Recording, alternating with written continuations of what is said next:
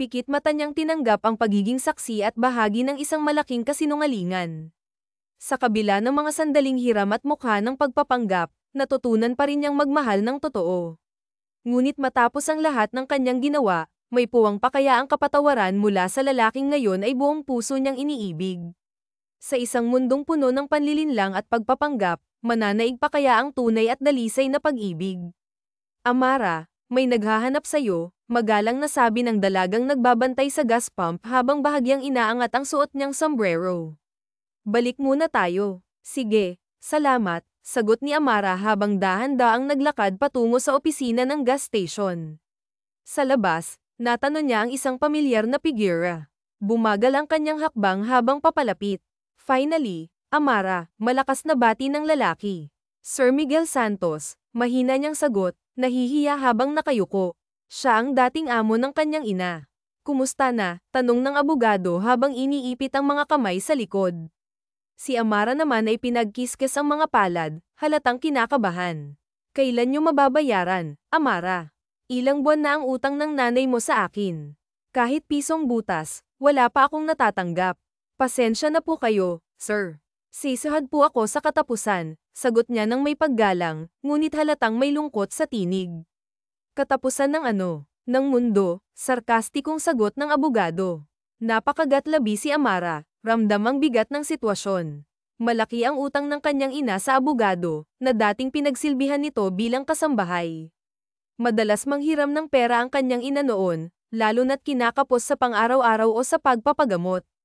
Ngayon, tuluyan nang nagkasakit ang kanyang ina at hindi na makapagtrabaho. Si Amara naman, kahit anong ipon mula sa kanyang iba't ibang trabaho, ay hindi pa rin sapat para sa gastusin at bayarin. Kapag sumahad po ako, kalahati ng sahod ko ididiretso ko po sa inyo. Pangako po yan, attorney, buong sinseridad niyang sagot. Siguraduhin mo lang, malamig na tugon ng abogado. Nang biglang bumukas ang bintana ng mamahaling kotse sa likod niya, lumabas ang ulo ng isang babae. Matagal pa ba yan? Let's go. I'm going to be late, reklamo ng babae habang nakatingin kay Miguel. Napatingin naman si Amara sa abogado, nagtataka. Pasensya na, honey, sagot ni Miguel habang tumalikod kay Amara. Umangat ang kilay ni Amara, ngunit pinigilan ang sarili na magsalita. Magbayad kayo, Amara. Hindi maliit na halaga ang nautang ng nanay mo. Tandaan mo yan, dagdag pa ni Miguel bago tuluyang sumakay sa kotse kasama ang babae.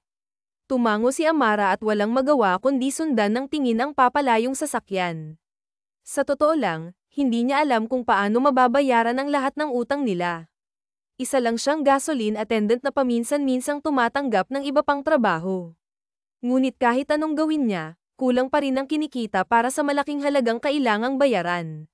Sino ba siya? Bakit parang galit ka sa kanya? Tanong ng babaeng kasama ni Miguel habang sinisilip si Amara sa salamin. Malaki ang utang nila sa akin, sagot ni Miguel habang nagmamaneho. Why do we look alike? Tanong ng babae, halatang nagtataka. Magkahawig nga kayo, sagot ni Miguel, bahagyang ngumiti. Kaya nga hindi ko magawang puwersahin siya. Nakikita kasi kita sa kanya. Pero kaibahan lang, laging nauutal yun at hindi makatingin ng diretso. Napangiti si Evelyn habang bahagyang napatingin sa kamay na hawak ng abogado. Ngunit ang ngiti ay biglang naglaho nang mapansin niya ang kumikinang na wedding ring sa kanyang daliri. Sa gitna ng katahimikan, tumunog ang kanyang cellphone. Sinulyapan muna niya ang screen bago magbigay ng senadoryas kay Miguel Santos na huwag maingay. Tumango naman ang abogado bilang tugon. Hello, love, masiglang bati ni Evelyn sa tawag. Napailing na lang ang abogado habang pinagmamasdan siya. Medyo traffic, pero pauwi na rin ako. Nasa opisina ka na ba? Okay, magkita tayo sa bahay. Matapos ang tawag, bumuga siya ng hangin at muling nagtagpo ang kanilang mga mata. Good morning po, magalang na bati ni Amara, na tila nagtaka nang makita ang kaharap. I want a red velvet cake, sabi ng customer habang nakatitig sa mga nakadisplay na cake. Tahimik na pinagmamasdan ni Amara ang babae, kaya napatingin ito sa kanya. Napangiti ang dalaga. Kayo ho yung kasama ni Sir Miguel Santos, hindi ho ba? Tanong ni Amara nang mamukhaan ang kaharap. SHHH. Your mouth, mahinang saway ni Evelyn habang palinggalinga sa paligid. Pasensya na ho, sagot ni Amara, halatang naguguluhan. What are you doing here? Tanong ni Evelyn na may bahid ng inis. Sa cashier ng pastry shop. You work at the gasoline station where we saw you, right? Dagdag niya, na tila sinisigurado kung tama ang kanyang nakita.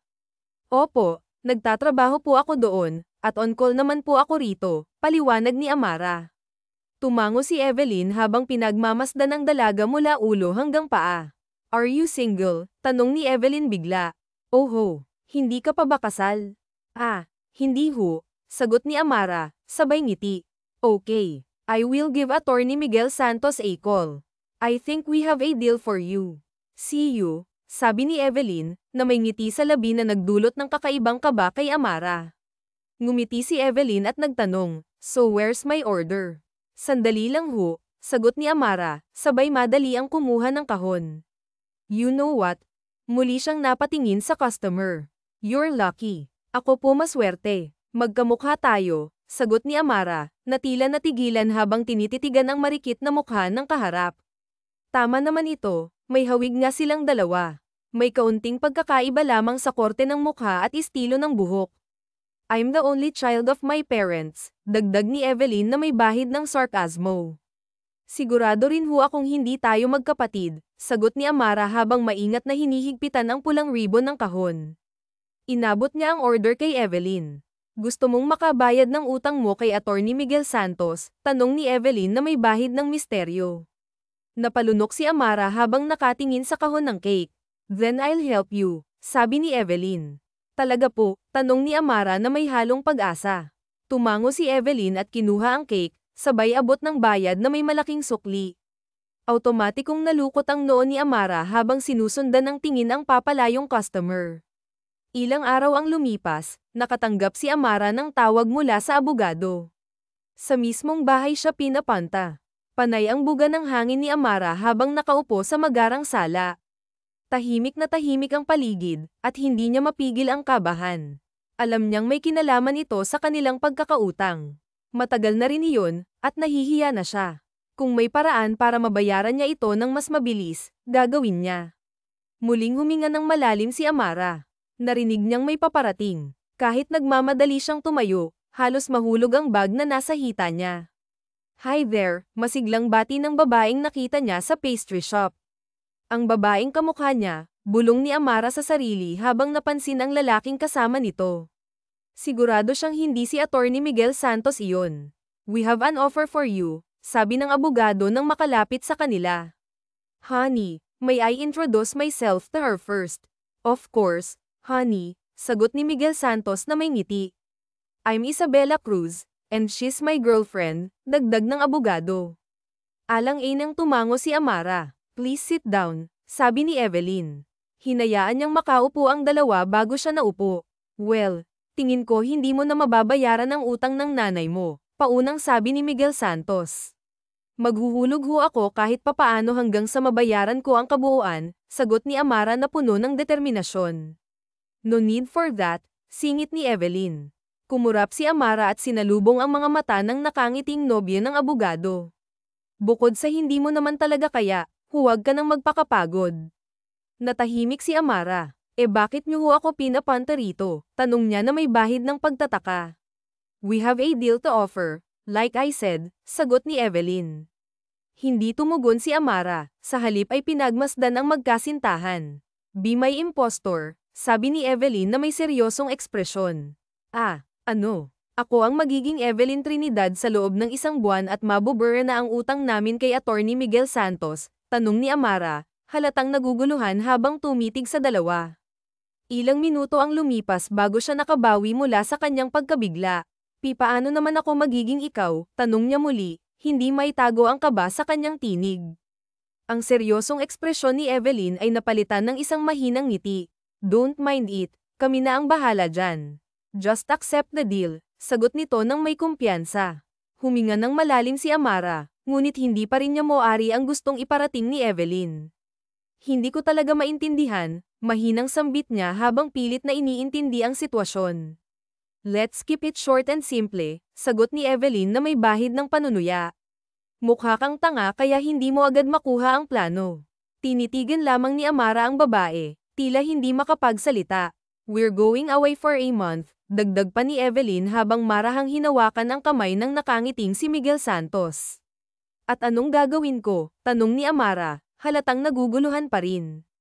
Ikaw ang magiging pansamantalang asawa ng asawa ko, sagot ni Evelyn nang walang pag-aalinlangan. Napanganga si Amara sa narinig. Asawa. May asawa na siya pero malinaw na may kahawak kamay pang iba, bulong niya sa sarili. Ikaw muna ang papalit sa pwesto ko, dagdag ni Evelyn na parang walang bigat ang sinasabi. Nataranta si Amara at mabilis na tumayo. Pasensya na, pero hindi ko kaya, mariing sagot niya sabay talikod. Then we will sue your mother, malakas na sabi ni Evelyn na nagpatigil sa mga paa ni Amara. Napalingon siya, gulat na gulat. You heard it right. Kakasuhan namin ang nanay mo, dagdag ni Miguel Santos, na may malamig na tono. Napangiti si Evelyn, tila nag-e-enjoy sa sitwasyon. Hindi ka naman mahihirapan, Amara. We're here to help you, sabi pa ng abogado na parang walang mali sa kanilang alok. Mabilis na humarap si Amara, puno ng kaba at galit. Paano hindi mahihirapan? Magpapanggap akong asawa ng kung sino, tanong niya, may bahid ng inis. Tumayo si Evelyn at lumapit sa kanya, dahilan para umatras si Amara sa kaba. You have to pay 300,000 pesos. Kaya mo bang kitain yun sa loob ng isang buwan? Malamig na tanong ni Miguel Santos. Napabuntong hininga si Amara, alam niyang imposible ito. Magpapanggap kang ako just for a month. Babalik din ako, and don't worry, dagdag pa ni Evelyn habang marahan siyang hinawakan sa balikat. Laging nasa trabaho ang asawa ko. For sure. He wouldn't notice. Hindi kanya pag-iisipan. Ang gagawin mo lang ay magpanggap at maging isang impostor. Tumitig si Amara kay Evelyn, halatang naguguluhan pa rin. Tuturuan naman kita kaya wala kang dapat ipag-alala, bulong ni Evelyn mula sa likuran niya. Napatingin si Miguel Santos sa dalawa, tila nag-e-enjoy sa drama. Actually, she has a choice, honey, singit ni Miguel Santos habang komportableng nakaupo at nakataas ang isang paa. Kung hindi siya papayag, I'll make sure makukulong ang nanay niya. Hindi makapagsalita si Amara. Alam niyang kaya itong gawin ng abogado, mayaman ito, makapangyarihan, at maraming koneksyon. Tumayo si Evelyn at marahang kumandang kay Miguel Santos. Kawawa naman, sabi nito habang nakangiti. Pinagmamasdan ni Amara ang dalawa, hindi makapaniwala sa kanilang ugali. Paano ko magagaya ang babaeng ito? Tanong niya sa sarili. Magkahawig nga sila ng mukha, ngunit sobrang magkaiba ang kanilang katauhan. Bakit kasi nanlalalaki ka? Mariing sambit ni Amara habang hinahagod ang buhok niya sa frustration. Biglang tumayo si Evelyn, galit na galit. What did you say? Tanong nito, ngunit pinigilan siya ni Miguel Santos. We don't want to waste our precious time sa katulad mo lang. Now you decide, madiing sabi ni Evelyn habang matalim ang tingin kay Amara. Isang buwan lang naman, dagdag pa nito. Alam ni Amara na bihira niyang makikita ang asawa ni Evelyn dahil sa trabaho nito, ngunit hindi pa rin maalis ang kaba sa kanyang dibdib. Nanginginig si Amara habang iniisip ang kanyang ina na may sakit. Ang puso niya ay nagsusumamo para sa kaligtasan ng ina, ngunit ang isip niya ay tumututol sa plano. What now? Tanong ni Evelyn, halatang naiinip na. Napapikit si Amara, nanginginig sa galit at takot. Sa wakas, itinaas niya ang kamay. Pumapayag na ako, mahina niyang sabi. Napangiti si Evelyn. Isang buwan lang, dagdag ni Amara, halos hindi makatingin sa dalawa.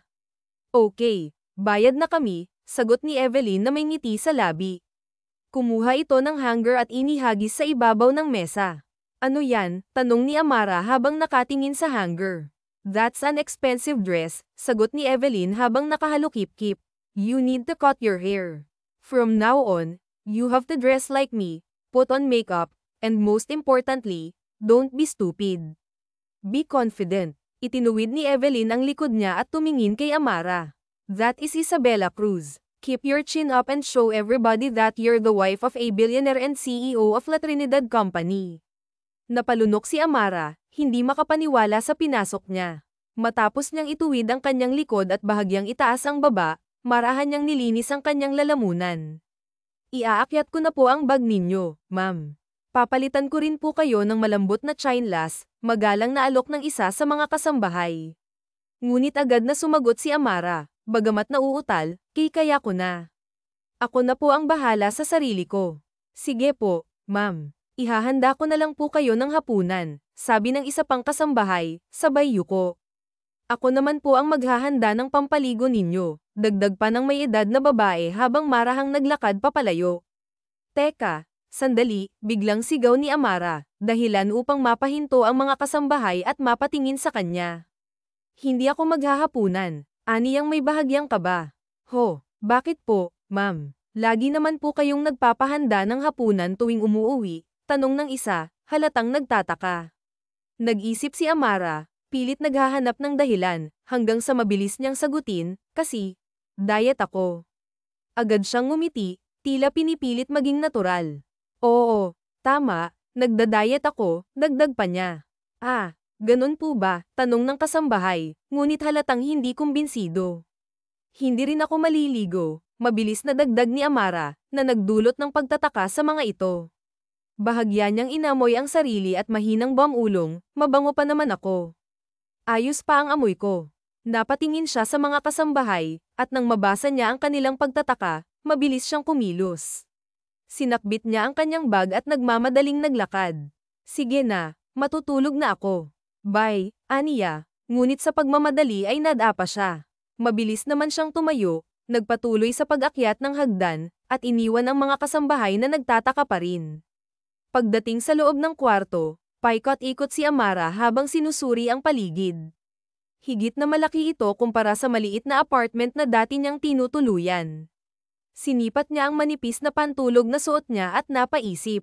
Hindi tama, baka maghinala ang mga kasambahay, bulong niya sa sarili. Hindi niya matiis ang ideya na lumuhad ang mga ito sa kanya, dahil hindi naman siya sanay sa ganoong treto. Naputol ang kanyang pagmumuni-muni nang biglang tumunog ang cellphone niya. Natataranta niyang kinuha ito, at nang makita ang pangalan sa screen, halos manlamig ang kanyang katawan. Huminga siya ng malalim, pilit na nilalabanan ng kaba, bago sinagot ang tawag.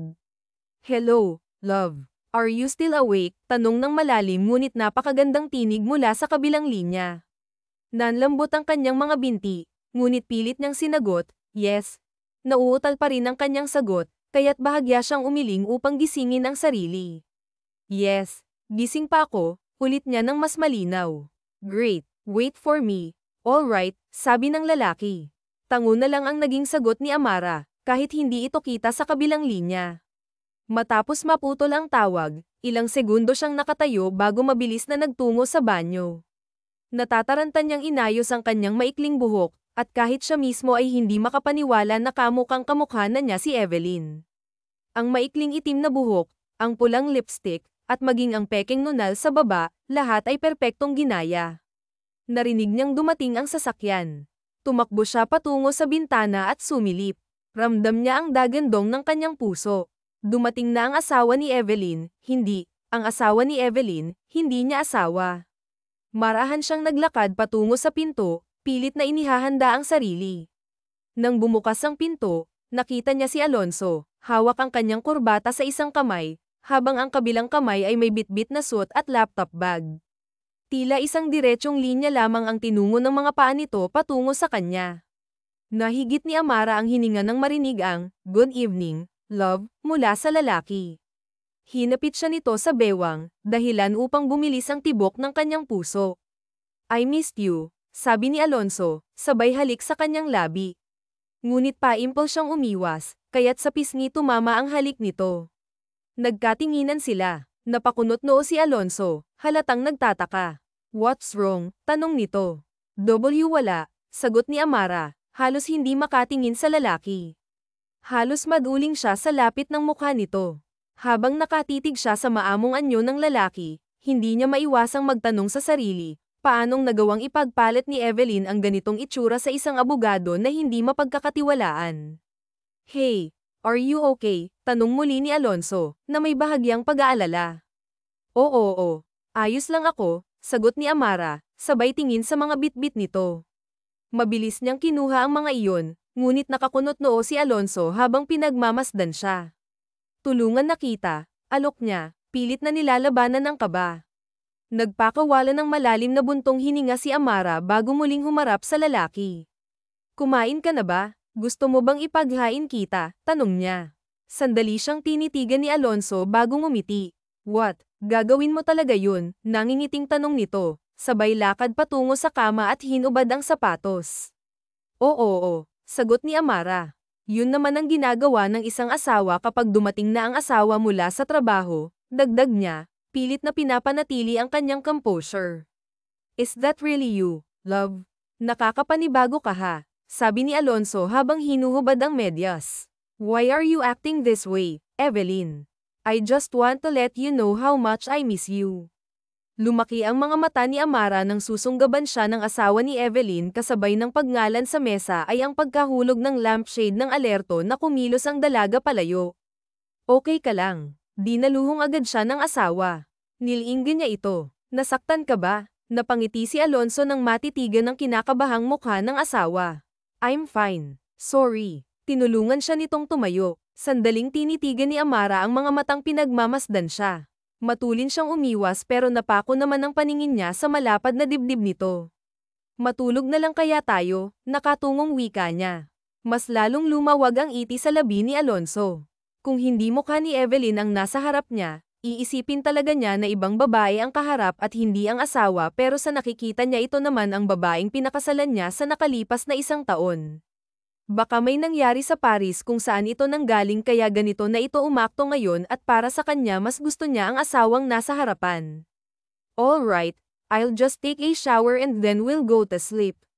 Okay. Hindi alam ni Alonso kung magtataka o ngingiti sa inaasta ni Evelyn kaya pumasok na lang siya sa banyo. Napapagod na umupo si Amara sa kama. Hinahabol niya ang hininga, hindi pala madaling maging isang peking asawa. Kailangan niyang tawagan si Evelyn at Miguel Santos para umatras na sa pagpapanggap nagesko si Alonso ng basang buhok nang lumabas galing sa restroom. Bumungad sa kama ang nakatalikod at nakahigang asawa. Pinagmasdan niya ito sa tingin niya'y mas manipis ang katawan ng asawa ngayon. Nahigit ni Amara ang hininga ng may brasong pumulupot sa tiyan niya mula sa likuran.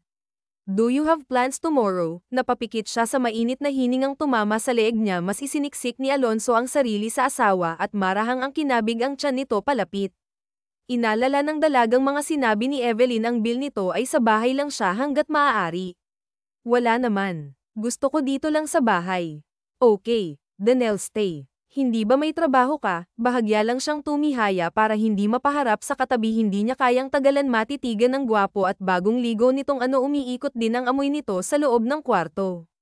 Yes, pero dahil kauuwi mo lang dito muna ako sa bahay magtatrabaho. Ayaw mo ba? Oo, gusto syempre. Bawi agad ni Amara at tinalikuran ng asawa ni Evelyn panay ang pikit niya habang nag-iisip nagkakalinawan ito. You know what? You've changed. Namulagat agad ang mga mata ng dalaga dahil sa kanyang narinig dahan-daang inalis din ang nasa likuran ang braso nitong nasa tiyan niya. What happened to you in Paris? You turned into an innocent and shy wife now. Ano? Hindi. Mabilis na pumihit paarap si Amara kay Alonso parang mga tuwiran at baka tuluyan itong makahalata. Sinong shy ako? No. Pagod lang ako sa biyahe at saka marami akong napagtanto sa Paris. Nangar ko ang mga kilay ni Alonso nang mapatingin sa mahabang nguso ng kaharap sa kama hindi siya sanay sa ganitong galit ng asawa mas seryoso ito at hindi parang batang kaaway. Matulog na nga tayo, alertong tumalikod si Amara at tinakpan ng sarili ng kumot hindi niya talaga kayang patuloy na magpanggap bukas na nabukas hahanap siya ng pagkakataon para makausap ang tunay na asawa nito. Tumalikod si Alonso kay Evelyn habang nakalukot ang noo may kakaiba hindi niya nga lang maipaliwanag kung ano yun asawa niya ang katabi sa kama dahil mukhaon ng kanyang asawa pero bakit ibang tao ang pakiramdam ng puso niya. Nakayuko si Amara habang pababa ng hagdan naghanap siya ng lugar kung saan pwedeng tumawag sa mandal siya kung sinubukan niyang tawagan ang numero na ibinigay ni Evelyn. Ma'am, halos mahulog niya ang cellphone nang makita ang kasambahay. Good morning po. Ano po ang ginagawa niyo, Ran? Napatingin siya sa paligid naroon siya sa isang sulok at nakakubli. Nag-e-exercise ako, kunyaring inunat niya ang braso. Naguluhan ang kasambahay. Hindi ho ba sa garden kay nagyoyoga? Natigilan si Amara at nanatiling nakataas ang kamay sa ere.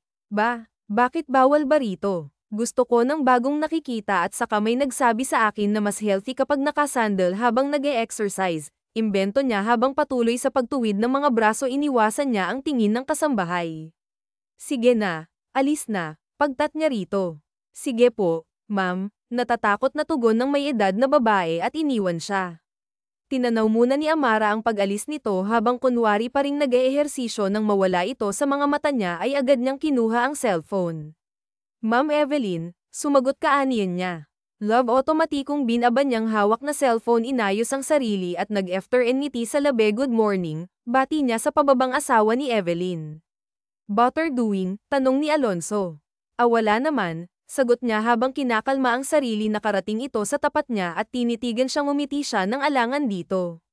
Ma'am, sir, ready na po ang breakfast, narinig nilang ana ng kasambahay sa ibaba.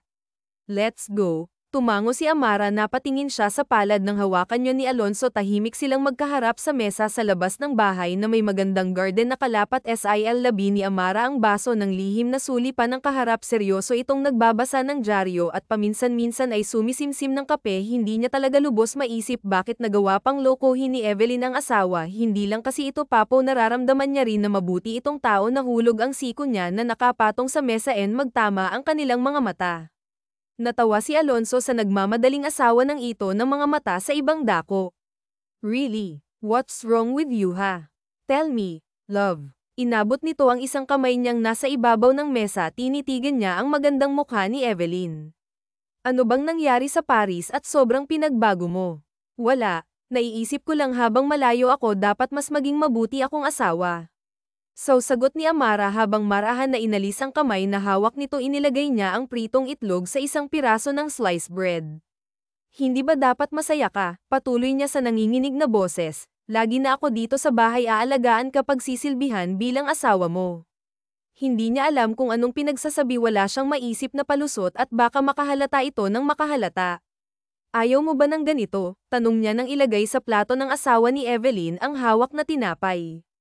I like you more now. Nagkatitigan sina Amara at Alonso. Mas nagugustuhan kita ngayon, Evelyn. Seryosong ani niya nito. Napakurap ang dalaga at dahan-daang tumango dahil sa binanggit nitong pangalan. Good morning. Sabay silang lumingon. May lalaking parating at ngiting-ngiti sa kanila. Carlos Medina. Tumayo ang asawa ni Evelyn kaya sumunod na rin ang dalaga. Na istorbo ko ba kayo? Quiet. Tugon ni Alonso sa kaibigan. Sabay ngiti. Tiningnan nito ang asawang kaharap niya. Sorry Evelyn, I just passed by. Okay lang, sinubukan ni Amara ang huwag mautal sa bagong kaharap. Nice to hear that. Wait, napatingin siya rito nang pagmasdan siya ng husto. Iniwas niya ang mukha at pakiramdam niya kasi ay may sasabihin itong kung ano. Can I just say, mas lalo kang gumanda. Puri ni Carlos Medina at ngumiti. Makyu lang siya. Nagkatinginan ang magkaibigan. Iwan ko muna kayo, palm niya at sandaling sinulyapan ng asawa ni Evelyn. Tumango lang ito. Huminga ng malalim si Alonso habang kasabay na naglakad patungo ng balkoni ang kaibigan. What happened to your wife? Ba't parang nag-iba siya? Dugtong ni Carlos Medina. Nilinggan niya lang ito. Pamayat lang ba siya o baka may iba siyang pinagawa sa mukha niya? Siniko niya si Carlos Medina at tumingin sa paligid. Quiet, marinig ka niya. Sorry, sabay na silang naupo. Okay ka lang? Tiningnan niya ang kaharap. Something is wrong about Evelyn. Umiling si Alonso. Forget it. Aniya niya. Gusto niyang iwasan at pigilan ang sarili na pag-isipan ng kung ano ang asawa. Pwede namang magbago ang isang tao ng isang kisap mata. Ang mahalaga maayos sila at mas gusto niya ang bago ngayon si Evelyn. Hello. Hi there. Nakahinga si Amara nang masagot ang tawag. Naroon siya sa banyo ng kwarto ng mag-asawa. Ayoko na, uuwi na ako sa amin. Hindi ko ta magagawa. Are you really that stupid? Pumayag ka na sa deal na to. You can just walk away pero remember ipapakulong namin ang nanay mo. Pananakot nito. Now make up your mind. Natahimik siya. Nahihirapan ako. My God Amara. Just do what I told you. Tumingala siya sa kisame. Huwag kang mag-atang at magmoldita ka. Sanjitin mo makatulong dyan. Umiling ang dalaga. Paano yung asawa nyo? Si Evelyn naman ang hindi nakakibuwir. Okay, give him what he wants. Itinungo niya ang ulo sa umaga. Dahil nasa bahay ka, mag-exercise ka sa garden, do yoga sa gabi. Bago ka matulog, uminom ka ng wine sa veranda. Yun ang gawin mo. Don't talk too much. Lagi namang pagod yang si Alonzo kapag umuuwi galing sa trabaho, kaya parang wala ka ring kasama. Hello Amara. Are you still there? Huminga si Amara, bakit ginagawa mo to sa kanya? Mahina niyang tanong, bakit mo niloloko ang asawa mo? Naaawa at nalulungkot siya kung nasaan siyang sitwasyon ngayon. Wala siyang pagpipilian kung hindi ang maging parte ng planong makakasakit sa taong hindi niya kilala at hindi niya gustong masaktan. Kung ayaw mo sa kanya, bakit hindi mo nalang sabihin? Bakit mo pinapahirapan ang asawa mo? Stay out of this, Amara, wala kang alam, now do your job. Napapikit siya nang marinig ang pagputol nito ng tawag. Natitigan niya ang sarili sa salamin hanggang sa may kumatok sa pinto. Love, mabilis niyang pinunasan ang luha nang marinig ang boses ng asawa nito.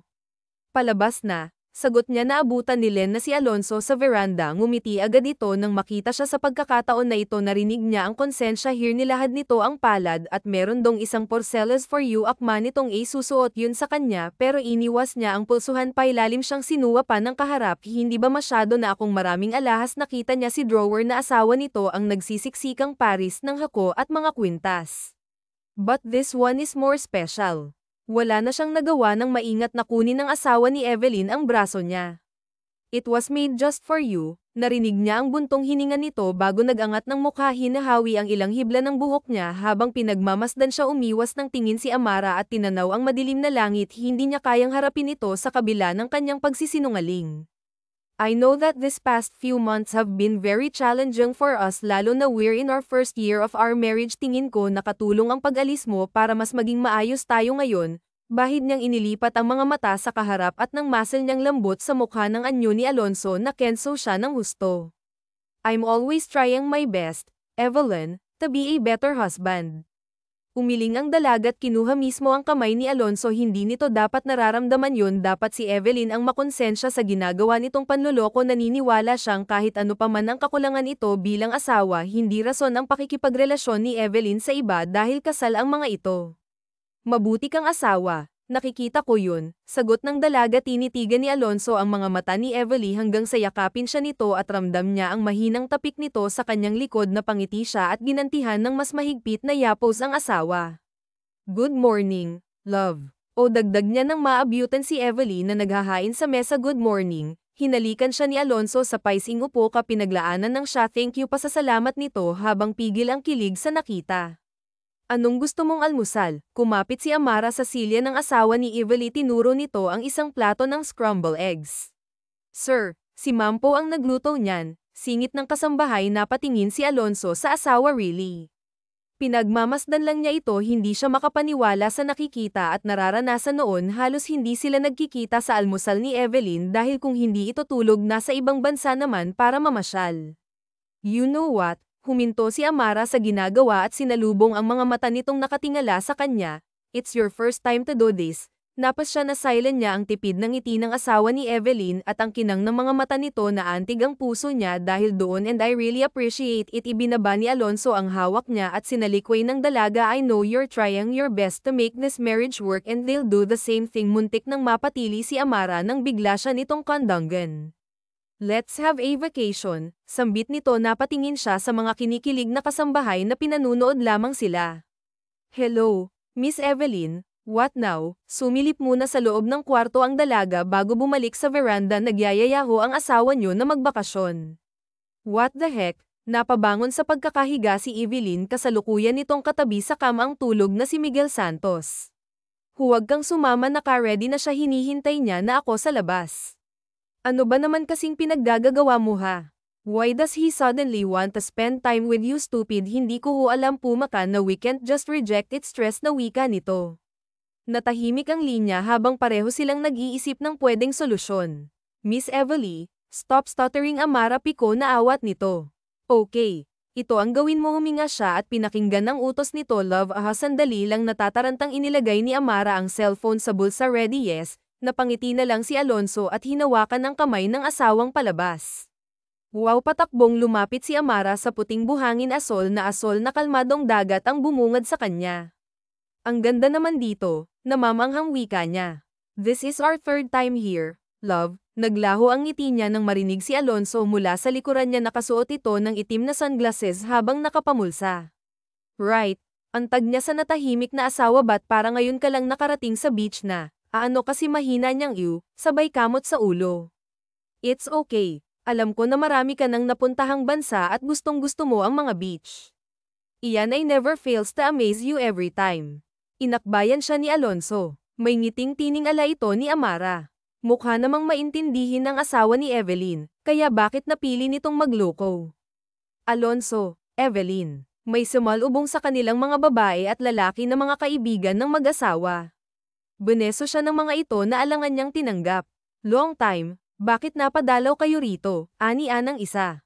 Yeah, we want to spend time with each other so we decided to have a vacation, sagot ni Alonso at nakangiting sinulyapan ang asawa. Tumingin ang makakaharap sa kanya, nasilip niya ang pagkunot noon ng mga ito. Naalala niya ang bili ni Evelyn. Pilit na tinataas ng dalagang babae at nilabanan ang mga mata ng kaharap. As always, you look gorgeous, Eve, puri ng natakot na babae. Ngumiti siya ng mayabang. Mukhang ang matapang ang personalidad ni Evelyn dahil nakita niya ang ilang at pangamba sa mukha ng estranghera. Anyway, invited kayo mamaya sa party. Thank you, tugon ni Alonso.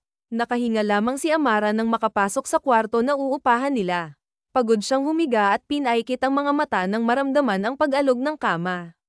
Sa pagmulat ay napasinghap siya. Anong ginagawa mo? Mukha nang nakangiting si Alonso ang nasa harap niya. Nakatukod ang magkabilang kamay nito sa pagitan ng katawan niya. Natatakot siyang napatingin nang itaas nito sandali ang isang kamay at hoiin ang mga daliri ang hibla ng buhok niya. Now that we are starting again, I think we should do something more, love, sensual nitong aniya. Hirap na napalunok si Amara, hindi siya basta makagalaw dahil kulong-kulong siya ng mga braso nito. Tingin ko, hindi na kailangan iyon. Mag-swimming na lang tayo. Akma siyang tatayo pero mas lumapit lang lalo si Alonso. Mamaya na, let's not start time. When was the last time we did this? Halos himatayin siya nang maramdaman ang pagdaos-dos ng hintuturo nito sa pisngi niya, pababa ng kanyang leeg. Pailalim na sinuapa ni Alonso ang namumutlang asawa, nararamdaman niya ang panginginig ng katawan nito kaya mas natutokso siyang akitin ito. Hinilig niya ang mukha para magtungo sa leeg nito nang biglang may kumatok. Malakas na itinulak ni Amara ang asawa ni Evelina, halos mahulog ito sa baba ng kama. Siya naman ay dirdiretsong binuksan ang pinto. Ma'am, bungad ng housekeeping. Sige, sandali lang. Binalikan niya ng tingin si Alonso na kasalukuyang bumabangon habang hawak ang bewang. Kailangan daw ako sa ibaba, iwan muna kita. Marites, pagsisinungaling niya sa nagmamadaling tono. Hindi naman po, ma'am, iyan ang housekeeping na may dadalhin lang sana na gamit sa kanilang kwarto. Hindi, halika na. Basta nalang hinayla ni Amara ang housekeeping palayo. Natawa si Alonso. Matagal ang paglangoy ni Amara sa tubig at nang umahan ay natanong niya ang palusong sa dagat na asawa ni Evelyn. Matulin niyang inilubog ang kalahati ng katawan sa tubig. Love, tawag nito at kumaway sa kanya. Nakapan ang mukha. Nasaan na iyon? Tanong niya sa sarili habang sinasalat ang peking nunal sa mukha. Sinubukan pa niyang hanapin iyon sa tubig. Love, I'm coming. Natataranta niyang tinanaw ang palapit na si Alonso, hindi siya pwedeng makita nito.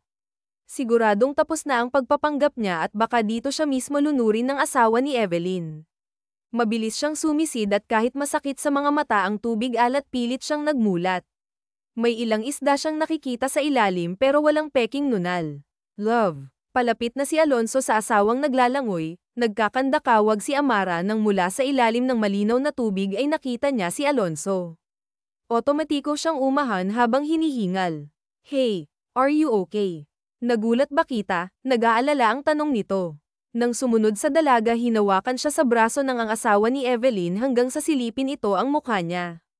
Hindi ba yung nunal mo nasa left chin? Nahawakan niyang mukha mali pa yata siya ng dikit ng nunal. Bakit dyan na napunta? Nagtatakang tanong ni Alonso habang pinagkakatiwala. Ano?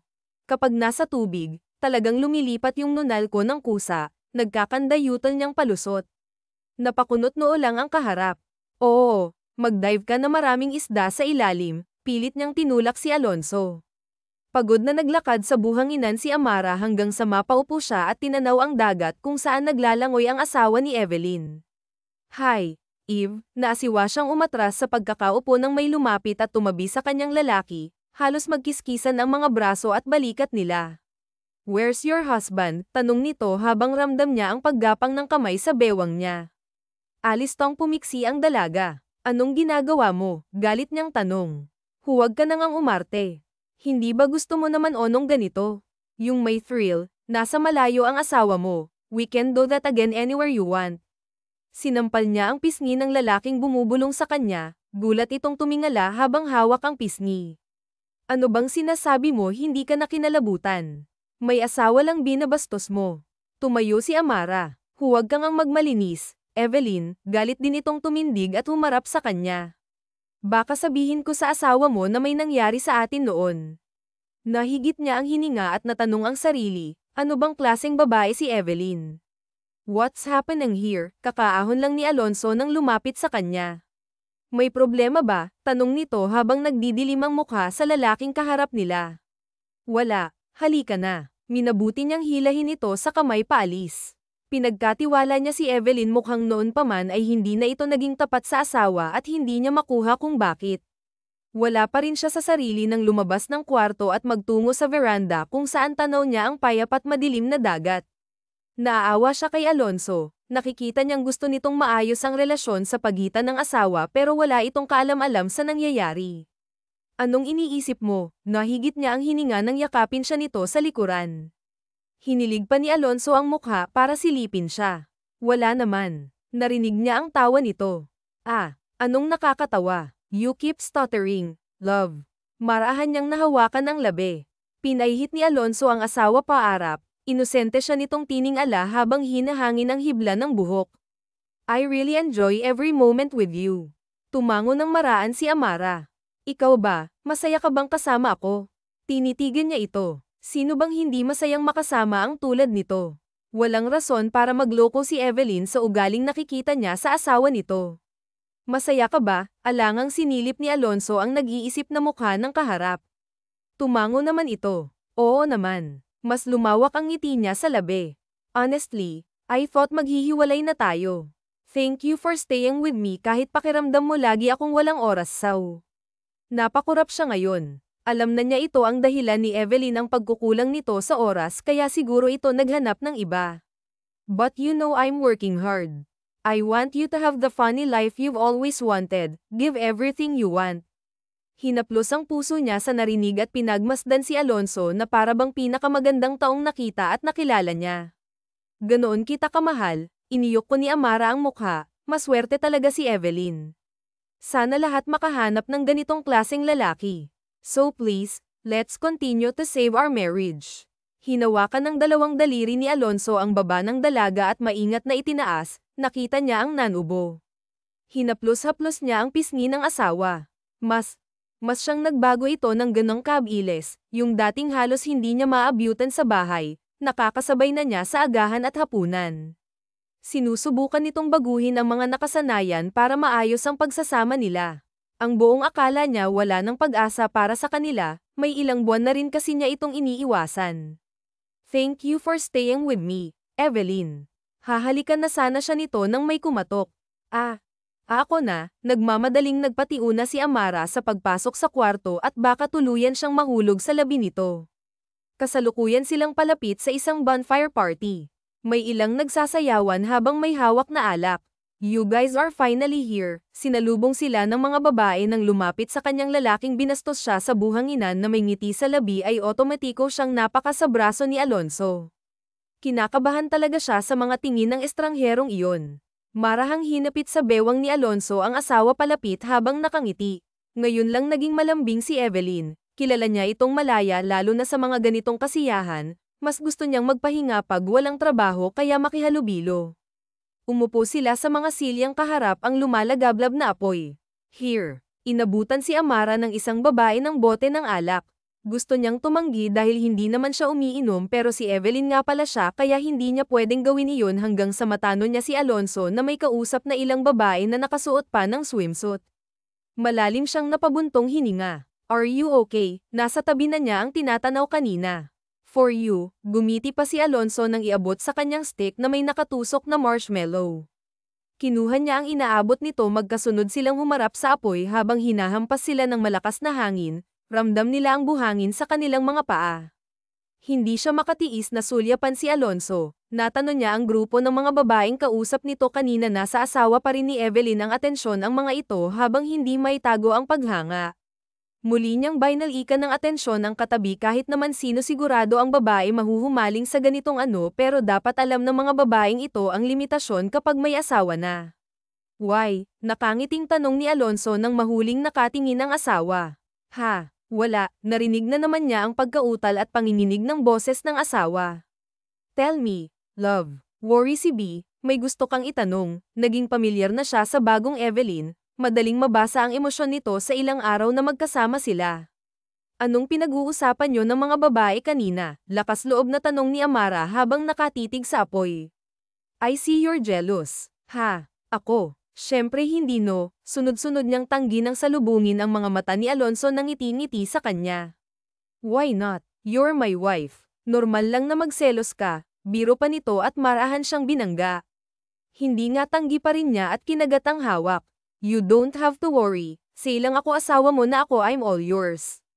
Inakbayan siya nito at saglit na hinalikan sa ibabaw ng ulo. Pinagmamasdan ni Amara ang mukha ni Alonso, ramdam niya ang katapatan nito sa binitawang salita. Evelyn, nagtataka siyang umatras nang lumapit sa kanyang isang lalaki. Hindi mo na ako matandaan, tanong nito. Umiling siya. Ang bilis mo talagang makalimot, may utang ka pa sa akin, saad ng lalaki. Talaga, magkano, natawan naman ito. You're funny. Iba ang tinutukoy kong utang at pwede mo na ngayon yung bayaran. Come with me. Ano ba? Bitawan mo nga ako, hindi niya alam kung ilan bang lalaki ang nakilala ni Evelyn. Sige na, halika na. Dumilim ang imahe ni Alonso nang abutan ng asawang nakikipaghilahan sa isang lalaki. Ah, Alonso. Nauutal na wika ni Amara nang makita siya. Malakas pa niyang ibinito ang kamay sa estranghero. Binalingan niya ang lalaki. Nagtatanong lang siya, sige na umalis ka na, pagtataboy ni Amara rito. Nang umalis na ito ay kinakabahan siyang nagtungo sa harap ni Alonso. Umuwi na tayo. Tango lang ang ginawa nito.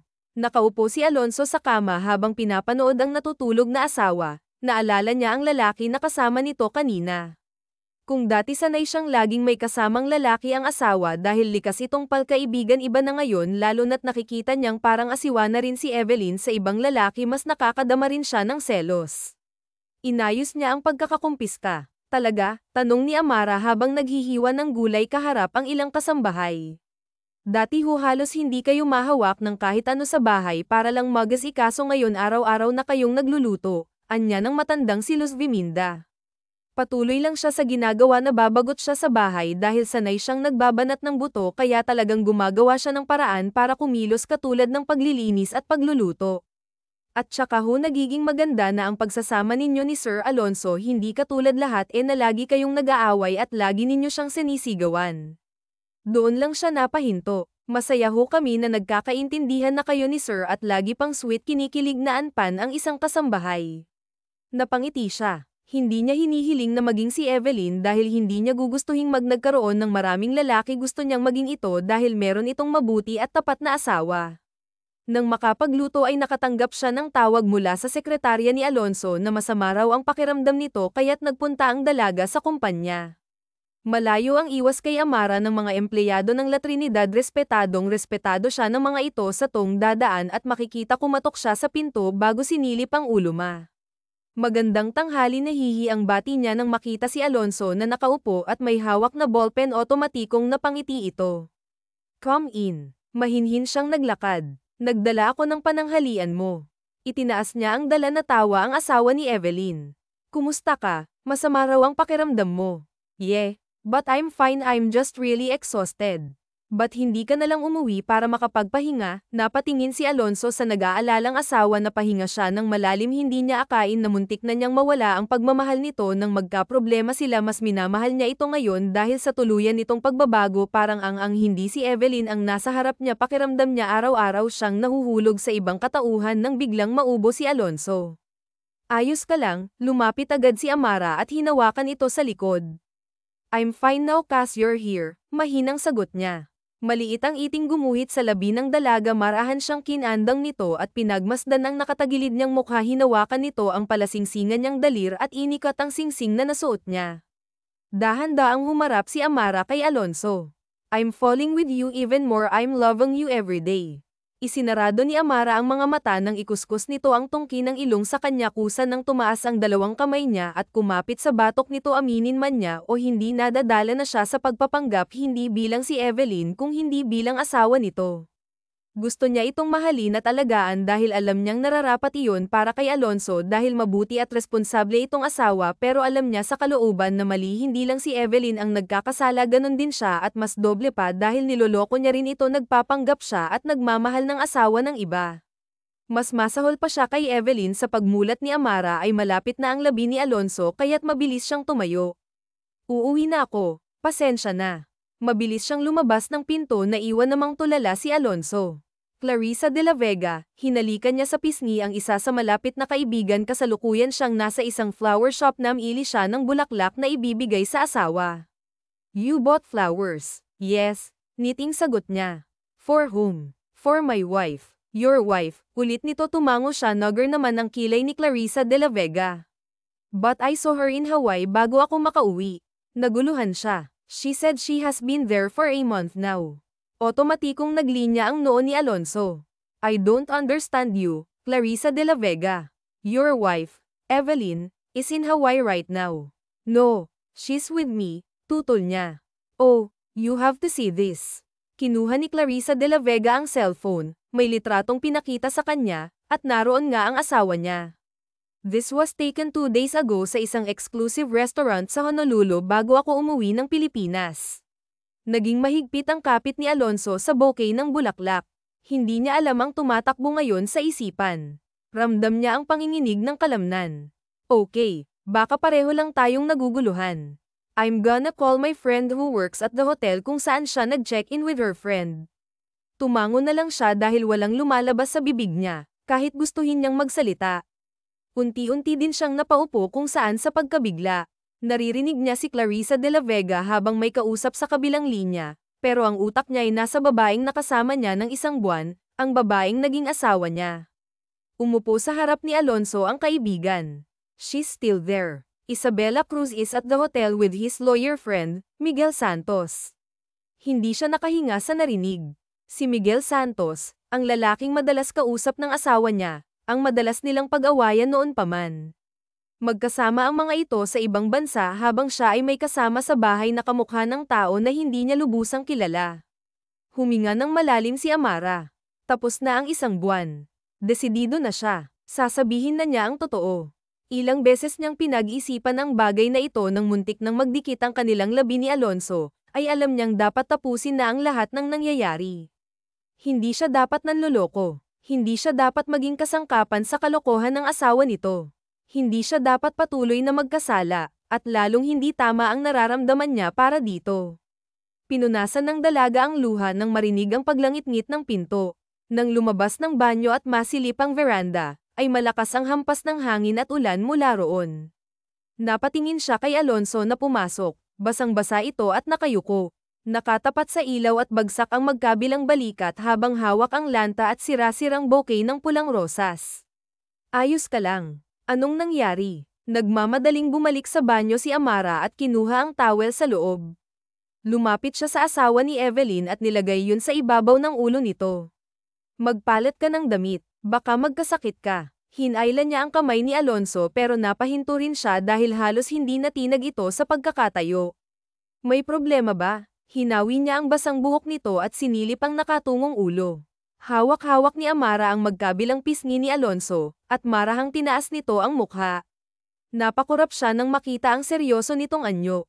Tell me, when did we get married? Bumukas ang labi niya at naibaba ang mga kamay. Ang akala niya, handa na siyang aminin dito ang buong katotohanan. Ngayon na nararamdaman niya ang tensyon at ang nanlulumong si Alonso, hindi niya alam kung paano at saan magsisimula. Magpalit ka muna. Sandali lang, kukunan kita ng damit. Just please answer my dumb question. Napako ang mga paa niya sa pagtalikod nang sumigaw si Alonso. Saan tayo unang nagkita? Anong unang regalo ko sa'yo?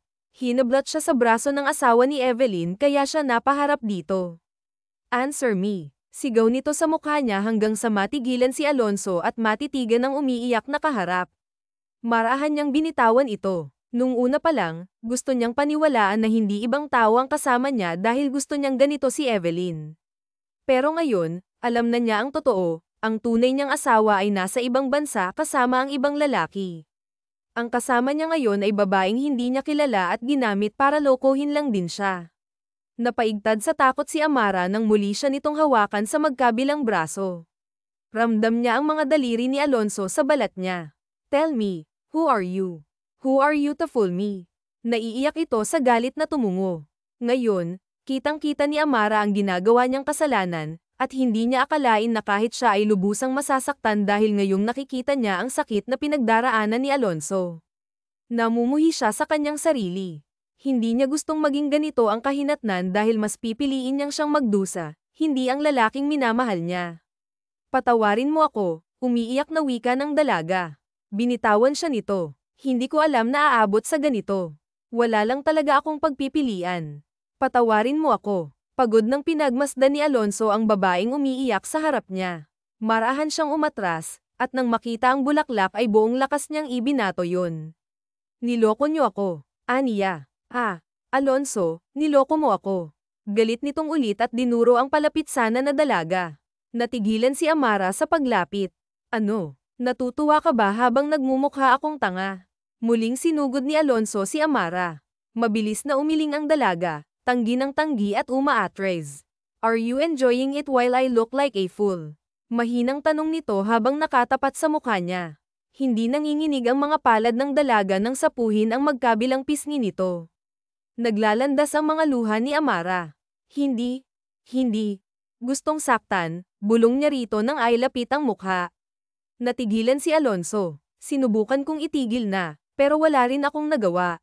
Patawarin mo ako, wala akong pagpipilian. Kaya pinili mo rin na lokohin ako. Malungkot niyang wika. Nalukot ang mukha ni Amara at marahang umatras palayo sa kanya si Alonso. Wala ka ring pinagkaiba kay Evelyn. Umalis ka na sa bahay ko. Napayuko ang dalaga habang magkadaop pa ang palad. Get out, sigaw nito. Kaya lang siya nagising at naglakad. Huminto si Amara sa paglalakad. Pakiramdam niya'y hindi niya kayang iwan sa ganitong sitwasyon si Alonso. Hindi ako makakabayad sa pagkakamali ko. Alonso. Tahimik lang na nakikinig ang asawa ni Evelyn habang nakatalikod. Araw-araw akong nagdadasal na sana mapatawad mo ako. Hindi ko ginustong lokohin ang tulad mo o maging parte ng kalokohan na yon. Mabuti kang asawa, at hindi ito ang karapat-dapat na matanggap mo. Umalis ka na. Napapikit si Amara kasabay ng mga luha. Hinubad niya ang suot na singsing at binigay nitong perseles. Nanginginig niyang iniwan ito sa ibabaw ng kama. Marahil, tapos na rito ang pagpapanggap niya, pero hindi ang pagmamahal niya para dito. Nasaktan niya ang lalaking kaya niya sanang protektahan, pero pinili niyang maging bahagi ng planong lokohin nito. Alonso, pinigilan ng dalawang security guard makalapit si Evelyn sa kanya. Seryoso siyang nakatayo sa labas ng bahay at diretso lang ang tingin. You can't annul our marriage. Pagwawala nito, walang emosyon siyang bumaling kay Evelyn na galit na galit. Hindi niya alam kung saan ito kumukuha ng lakas ng loob na humarap at sabihin ito sa kanya habang alam na nilang pareho ang katotohanan. Sa pagkakataong ding ito, alam niyang naglaho na ang pagmamahal na noon pa man ay pilit na niyang sinasalba sa paulit-ulit nitong panloloko sa kanya. Napagod na ang puso niya. Hindi mo ako kayang hiwalayan. Marahan siyang lumapit dito at pagkatitig sa mga mata, nagkakamali ka. I would rather live alone than to be with a cheater like you. Natigilan ng asawa. Marriage is all about trust, honesty, and love. Galit itong huminga. Wala na tayong pareho ng mga yun para sa isa't isa. Our marriage is meaningless. Hindi ako ang nagloko para mabuhay ng miserable. I'm doing you a favor. I'm letting you go. Hahayaan na kitang piliin ang kung sino man sa tingin mo ang kaya kang mahalin higit pa sa magagawa ko. Natahimik si Evelyn. I may not be a perfect husband, but I never cheated. Nagsisisi akong nakilala kita at pinakasalan. Tinalikuran na ni Alonso ang asawa. Minamadali na niya ang papel para legal silang maghiwalay ni Evelyn. Hindi niya kailangan ng pag-ibig na hindi kailanman naging tapat at buo. Sir, ayos lang ho kayo. Tumango siya at pilit na ngumiti sa mga kasambahay. Kasalukuyan silang nasa dining table. Dapat humasaya kayo dahil malapit nang maanunsyo ang kasal nyo kay Ma'am Evelyn. Masaya ako, sagot niya, tipid na umiti. Sayang. Ang akala talaga namin nagbago na si Ma'am. Gustong-gusto pa naman namin siya. Huminto siya sa pagsimsim ng kape. Bumait si Ma'am, tapos sumipag. Masarap magluto at talagang alagang-alaga kayo. Ano yan? Ang isang kasambahay, hindi nga si Ma'am Evelyn yun. Kamukhang kamukha lang niya kaya palaipat-lipat yung nunal. Natawa siya ng maikli at tiningnan siya ng mga kasambahay. Sir, hindi niyo na ba mapapatawad yung impostor ni Ma'am Evelyn?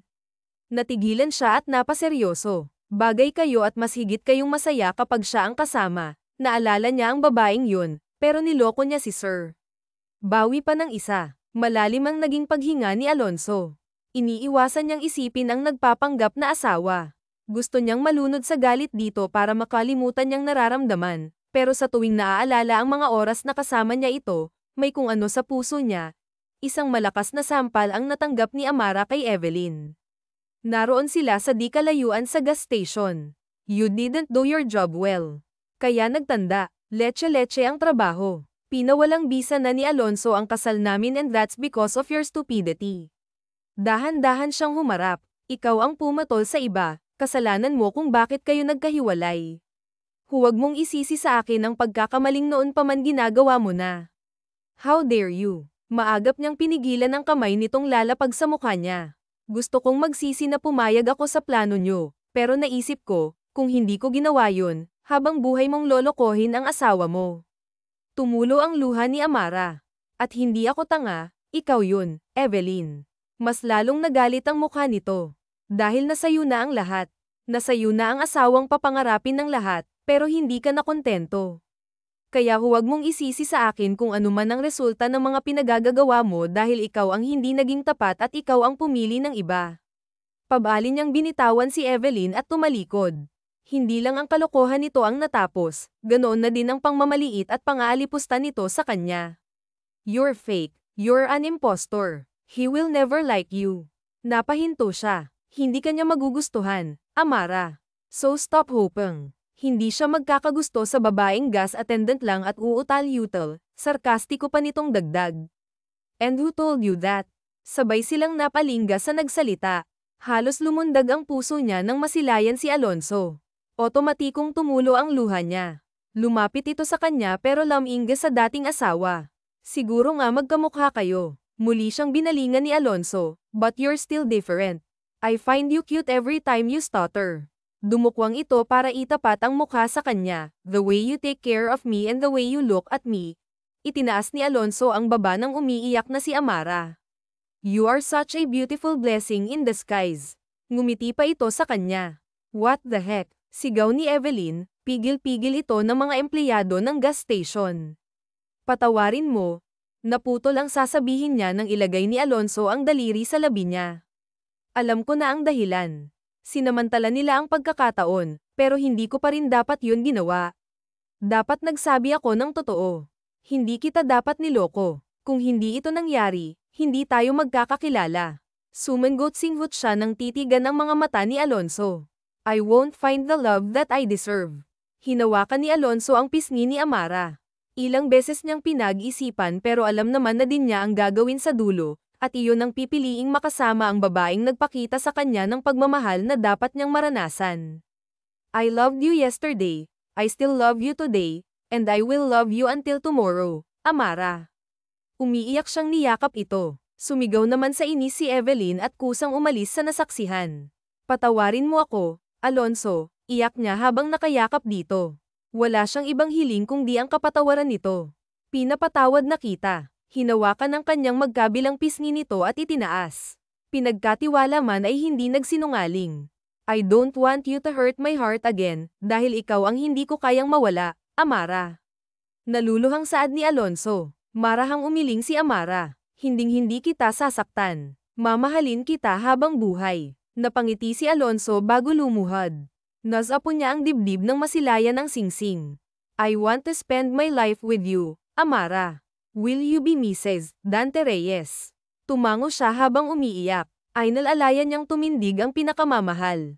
Oo naman. Pakakasalan kita, Alonso. Hinaplas-haplos ng daliri nito ang magkabilang pisngi niya habang siya naman ay nakapikit at dinarama ang presensya nito.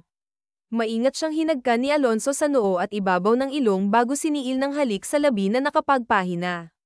Ikaw ang gusto kong makasamang magsimula ulit. Pinunasan ni Alonso ang mga luha niya. Hindi ka pwedeng magpakasal sa iba. Napakunot-noo siya. May nakapagsabi sa akin na napagkakasundo ka ng nanay mo sa kung sinong lalaki sa probinsya. Tinitigan niya ito. Sinabi niya ang lahat ng nangyari sa ina at nagdesisyon ito na para hindi siya madami sa gulo ng mag-asawa ay ipapakilala siya sa iba. Hindi ko hahayaang mangyari yun. Napangiti si Amara. Hindi ako magpapakasal sa iba. Dahil ikaw ang mahal ko, Alonso. Kung hindi ikaw, hindi na lang ako magmamahal. Isang matamis na ngiti ang gumuhit kay Alonso bago siya hinagkan muli at niyakap habang hinihintay mapawalang bisa ang kasal ni Alonso kay Evelyn. Ay umuwi sila sa probinsya para dalawin ang kanyang ina at pinakilala na rin ang mapapangasawa. Binayaran din nito ang pagkakautang nila sa abogado nang tuluyang maanal ang kasal ni Alonso sa dating asawa ay agad din silang nagpakasal, nagsama ng payapa at puno ng pag-ibig sa bagong bahay nila ni Alonso. Naging mabuti at tapat siyang asawa, inalagaan at walang oras na ipinaramdam ang pagmamahal kay Alonso. Naging impostor man siya ng dati nitong asawa, hindi naman siya nagpanggap sa pag-ibig niya para dito. Nang makalipas ang 1 taon ay nagbuntis siya at pinagkalooban ng anak na lalaki. Inalagaan niya ang kanyang mag-ama sa abot ng makakaya, pinahalagahan at pinasasalamatan niya ang buo nilang pamilya. Sa pag-aakala ni Alonso na matatapos na ang lahat ng malaman ng totoo sa dating asawa, nagkamali siya dahil itinulak siya nito sa taong nagpakita at nagparamdam ng isang tunay na asawa at kabiyak. Mas nakita niya ang pintong nagbukas para sa kanya, ang pagmamahal na karapat-dapat niyang matanggap. Nakilala niya ang babaeng tapat na nagmamahal sa kanya at natutunan na ang tunay na nagmamahal nagpapatawad ang dalisay na pag-ibig, nakikita kung sino ang tunay na nagpapanggap at hindi karapat-dapat. Wakas.